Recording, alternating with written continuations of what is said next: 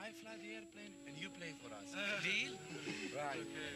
Have an access on the Eiffel Tower in their screens whenever they want.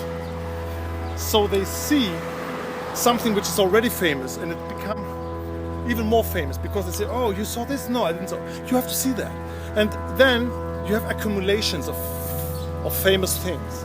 And cities can become famous. So there's a big difference between gentrification of famous cities and gentrification of non-famous cities. Of cool places and not so interesting places, you know? And New York and Berlin are both belong to the first group. They are both very, very famous spots. And this is changing something that gentrification in Athens would never do. There's a difference. And what I want to say is that the myth of the city, because of the internet famosity became to the internet. So the last Chinese village guy knows about Brandenburg Gate and knows about Kastanien shopping. The last one on the earth will make it, this myth of the city will collapse the own city itself. So instead of the city, you have the myth of the city. So what we have here is not the city anymore, it's just his myth. And the same in stone again and in flash, but it's the myth. So you lose a sort of reality, you know.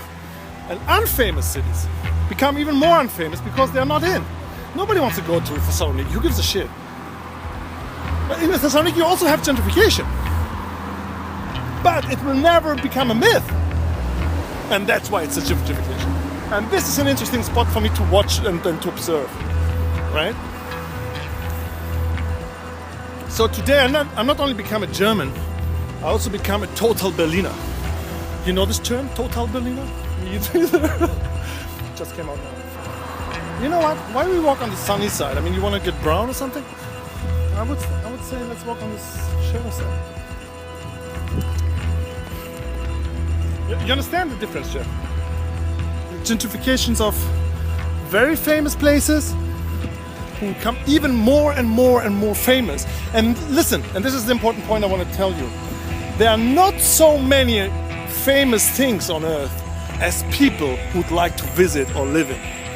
So this is an immense uprising of the price of these spots. You cannot afford it anymore. Because if only 10% of the Chinese dream about living in Berlin, Berlin is not anymore available for you. Not at all. Because just if they wish it, not that they do it. Only their wish is enough to change the city tremendously. Is they're paying for a myth? Yes. This is what you pay for the myth. For the myth, the real people, their real lives, the normal people who go to their supermarket and shop for the kids and all that shit is gone away, and there's coming a myth and replaces it. So what's left over is kind of sort of a zombie people living in the city.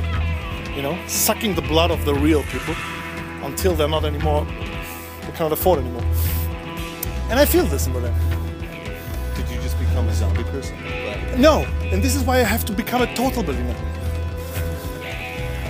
The total Berliner is the guy who tries to, how you say, to inhale as much as reality possible of this city. So much that it's kind of, it's like you took enough pills to fight the illness of zombies or something. I don't know if it's enough, but this is the first step to become a total Berliner.